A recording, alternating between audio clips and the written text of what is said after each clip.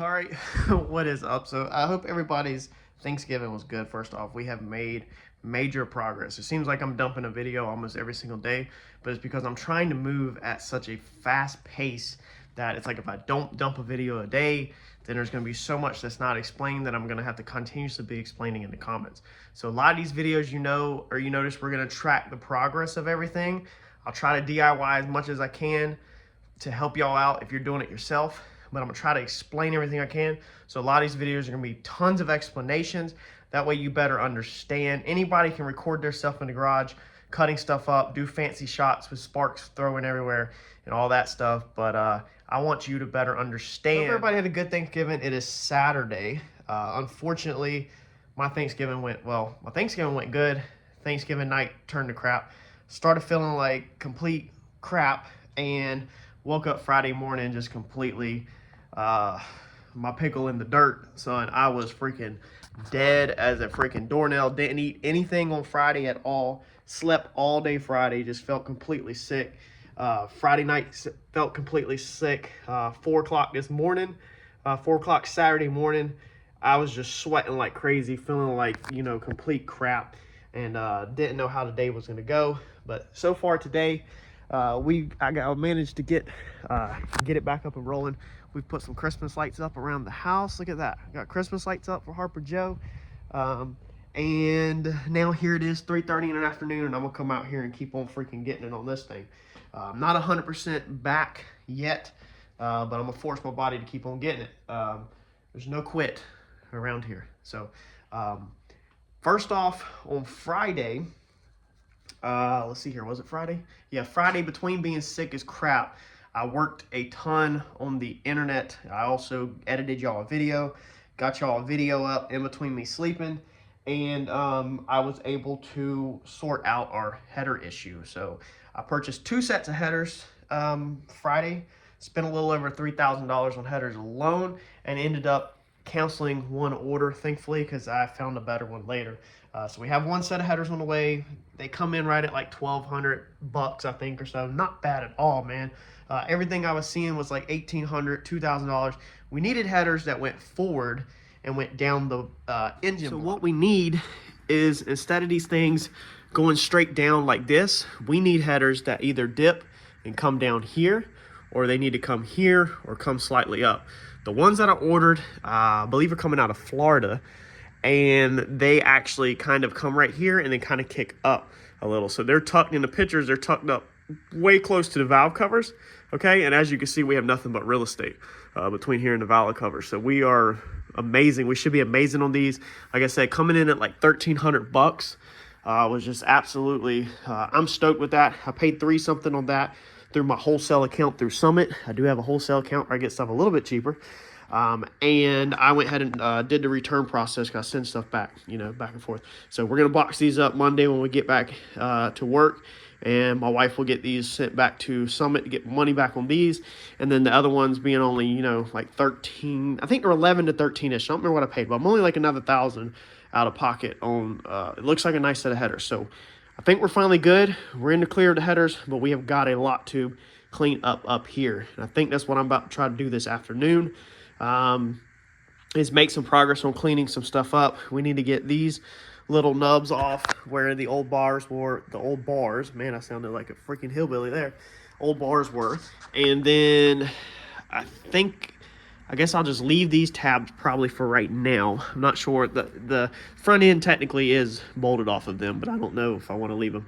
We're also going to leave these tabs right here. So these were the old engine plate tabs, but being they're already welded on there, we're just going to leave them, because I don't know if I might move the engine limiter, you know, how it was up here. We might now set it back here off of this tab and then make a really short one or something to clean it up.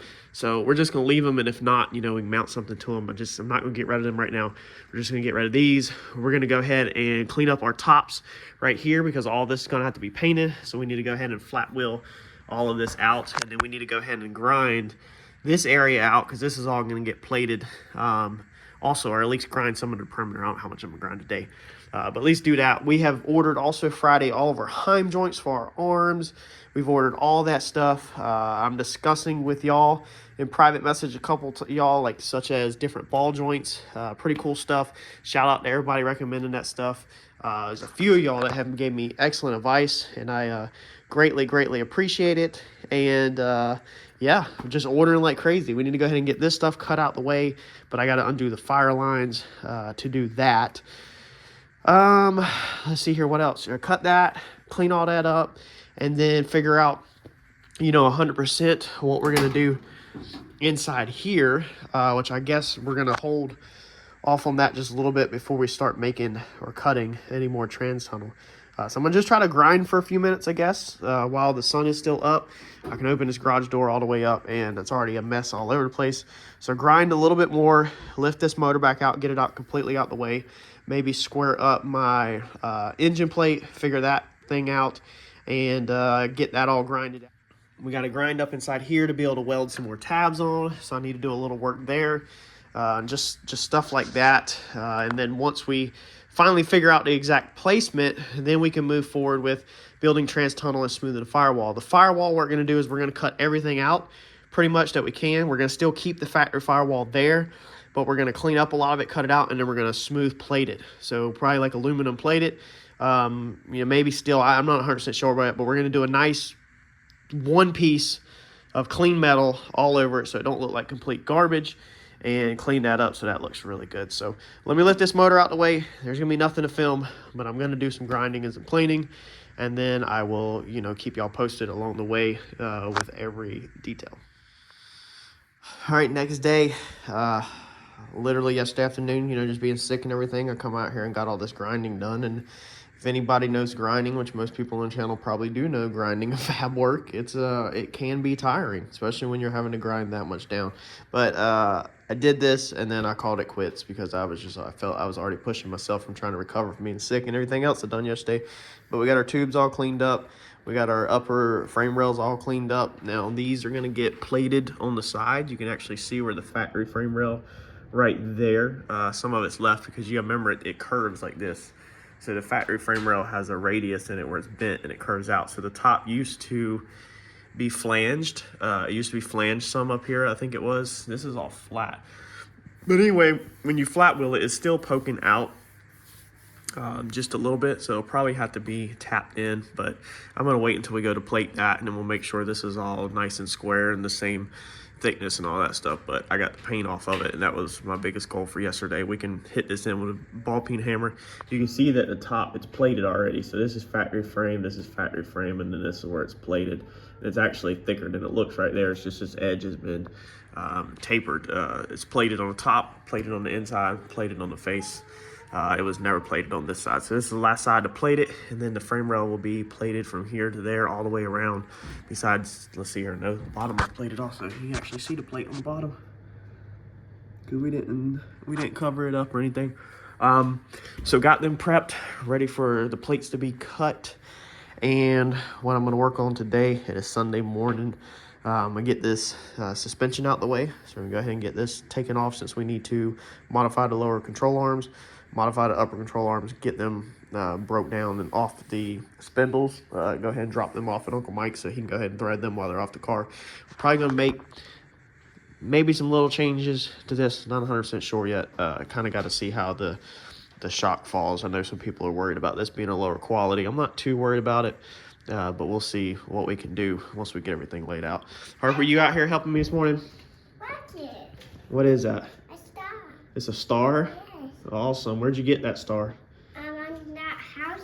Well, that big house was. I don't know how to get on there. All right, one piece of advice for anybody starting out, because I was in your shoes. You get very frustrated very fast because you can't find stuff. Everything's all over the place. Everything is a train wreck, and you're just ready to quit.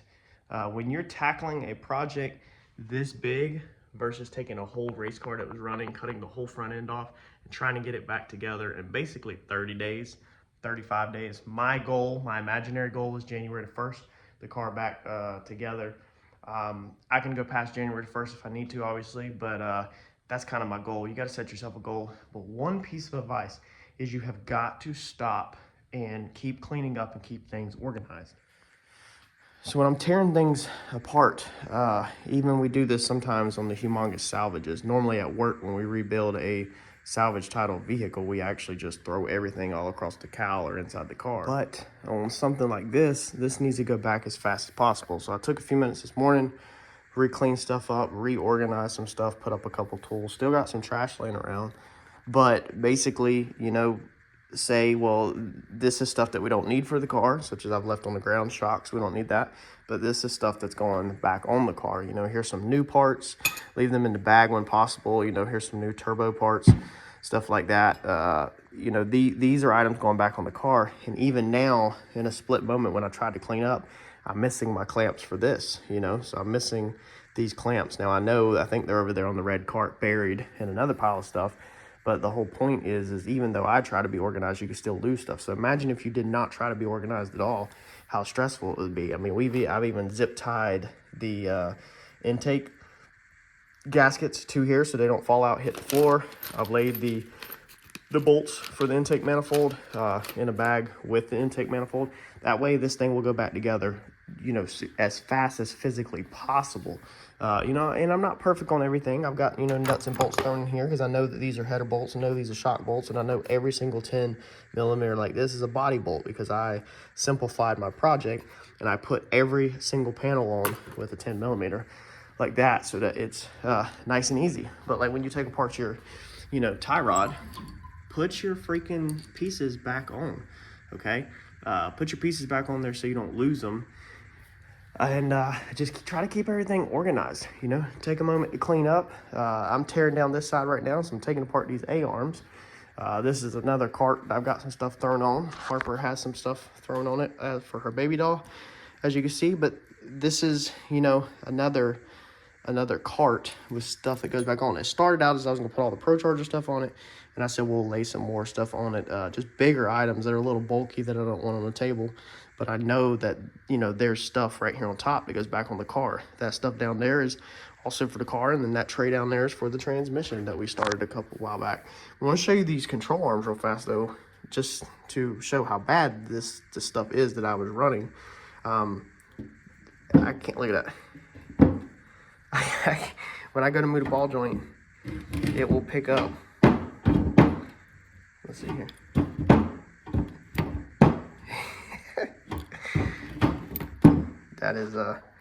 That's some pretty gnarly stuff, man. So we're definitely upgrading the ball joints. I did a bunch of research last night. I mean, in these ball joints, these don't have no miles on them. These things were brand new. It's just these are some cheap knockoffs. I mean, they ain't even got a brand name on them that come with this kit. You know, whenever I bought this thing, I mean, it's just, these are just absolute garbage, and I just never did nothing with them. I never painted them or nothing because I was completely disgusted with these A-arms, to be frank with you, and I didn't want to do nothing to them. So we're upgrading them. Like I said in the past, we're gonna put Heim joints on them and everything, and you know, we might do something with them, but we're definitely researching ball joints and changing ball joints in them. Same thing with the lower. Let's see here. Let's put this where it's not touching the table or nothing. You can see his ball joint's over. Let's take it.